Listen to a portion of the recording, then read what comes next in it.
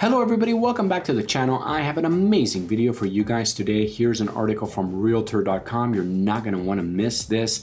Basically, it's not looking good, basically. The housing shortage, here's the title, sorry. The housing shortage is about to get worse. Don't expect builders to save the day. So it would be a great idea if builders could jump into the market and start building homes. But they're not. They're actually stopping production. They are halting new homes. And they're halting new homes, especially in areas like right here. Building is expected to slow down the most in the Pacific Northwest, Northern California, and Southwest, and Texas, says this analyst. Boise, Idaho, Austin, Phoenix, Salt Lake City.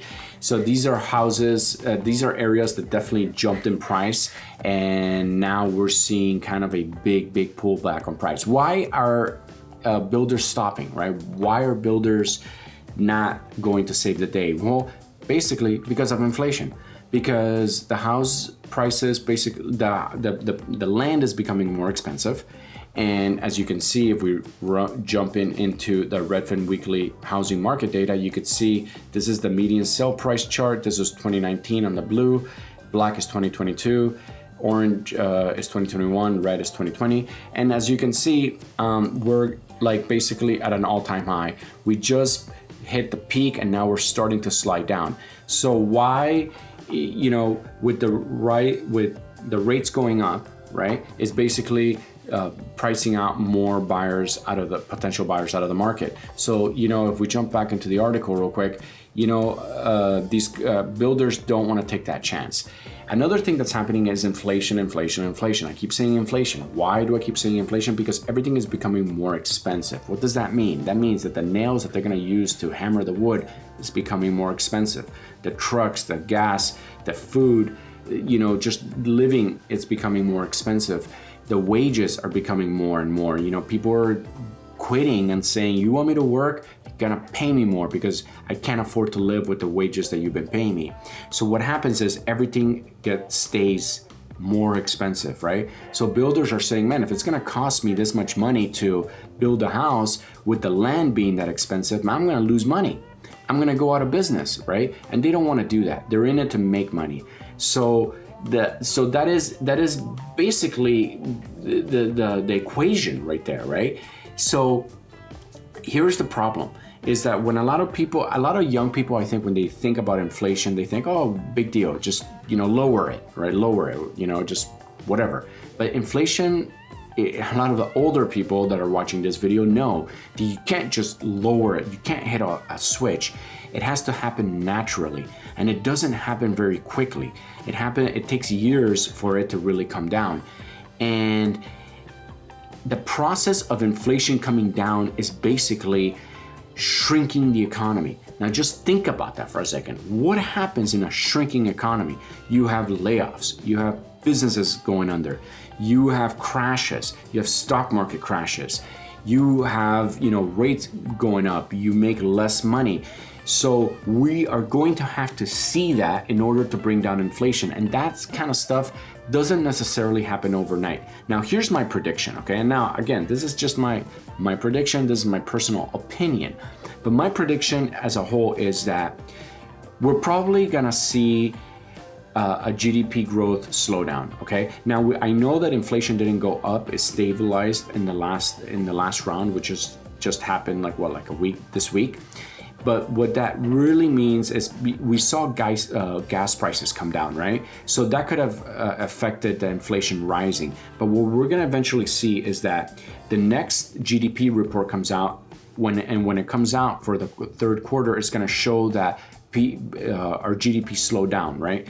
So we're like consumer spending is becoming smaller and smaller, and then when we go into the Christmas season, we're gonna see that people are not gonna have enough money to buy a lot of things. So we're gonna have a slowdown in consumer spending, and then once Q1 hits of 2023, people are gonna kind of look at, you know, all the money that they made over the last year, over the holiday season. It's gonna be lower.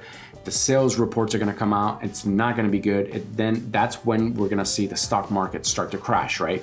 So you're going to see like January, February, March, we're going to see a big stock market crash possibly. And then as that kind of starts going down, then we're going to, those companies are going to panic, right? And the bigger companies are probably going to start doing some layoffs, and they don't even have to be big layoffs, but any kind of layoffs, when it starts making headlines, it starts spooking everybody. So it could even bring down the markets even more, like the stock market and stuff like that. So we'll see some layoffs. When we start seeing layoffs, again, if interest rates are still high, inflation, if it's still high, like I don't believe inflation is just going to go away in the next 6 months. I think it's going to stay here for a few years. So when that happens, right? So you start seeing like a shrinking economy, again, inflation being high, so everything costs more money, sucking even more money out of the economy. Then some companies start reporting some layoffs. Then we start seeing inventory, if the housing market is still high, even at 2021 levels or even at 2020 levels, people might want to cash out. And that's when we're going to really see an accelerated price decrease, because, what is going to make it go up is basically inventory. If the inventory goes up rapidly, we're going to see prices crash even like really fast. Now, what does this look like? It's kind of looking like a great time for, maybe next summer. I bet you the deals next summer are going to be a lot better than the deals that we're going to see this summer.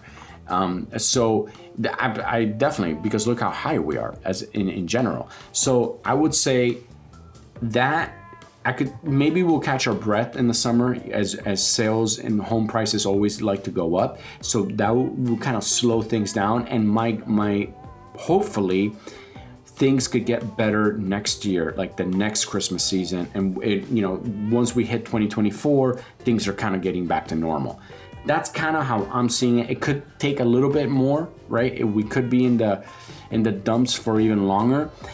God forbid something else happens, like another type of coronavirus, but we're not going to factor that in. But, something to derail the economy. Now, another thing to think about is, how is the outside world going to affect us? Remember, we are not isolated here, right? America is part of the whole world economy. And if you're paying attention, guys, pay attention, because China's going through a housing crash right now. And it's very important to look at that. I'm gonna do some videos on that this weekend, and also look at what's happening in Europe. Look at what's happening in Germany. Germany's going through crazy inflation, and Germany is like the best economy, one of the best economies in Europe in general, right? It's most like the economy here in the United States. So when Europe is becoming poorer and China is going through crashes, well, that eventually is going to affect us. I don't know exactly how that's going to affect our immediate housing market, but I could tell you that people in Europe are not going to be able to buy our products. They're not going to be able to afford our products.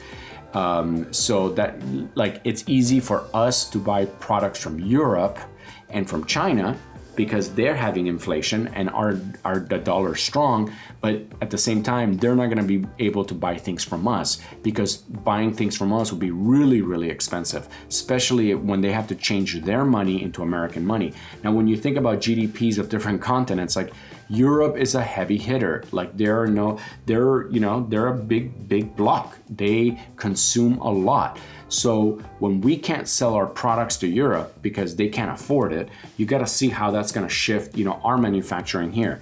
So just something to think about. Again, we could get stuff from China cheaper now. We could get stuff from Europe cheaper because the dollar is strong in South America, but we're not isolated. We are part of the bigger picture. And yeah, we are the big dogs. And, maybe the fact that we are doing better than other countries right now, especially how the dollar is doing, that's maybe stabilizing the world as a whole. We got to kind of look at that. But in general, housing, I think if inflation stays up, housing is going to stay up, because what inflation ultimately means that everything is more expensive. So you could see that would also translate into the housing market. Now, if we could bring down inflation, unfortunately, the only way to do that is by raising the rates. and that will essentially contract the economy. So we go into a recession where we start seeing layoffs, and that will create more supply, which then will, create less buyers. More supply brings down the prices, and that could possibly bring down the prices fairly rapidly. So my opinion is that if you're a seller, probably this is a good time to sell, because we're definitely at the peak, and maybe hold off, to buy something. But remember, rental market is at an all-time high. So, just because you sell, you might get stuck renting at a super high price, and then there goes all your earnings from the house. You're basically going to your new landlord. So something to think about. It's all getting complicated, but we're gonna be here. I'm gonna try to bring you the latest news. And please comment down below. Tell me what you guys think. Really, do you think, do you see a crash coming? Please comment down below. I like to answer everybody back, and I like to have conversations with people. And speaking of my channel, I just want to say a huge thank you to everybody who has been supporting my channel, looking at my videos, commenting on my videos, liking my videos. It really does mean a lot to me.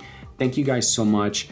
And if you're new to my channel and you like my videos, please don't forget to smash that subscribe button and go ahead and like and leave a comment.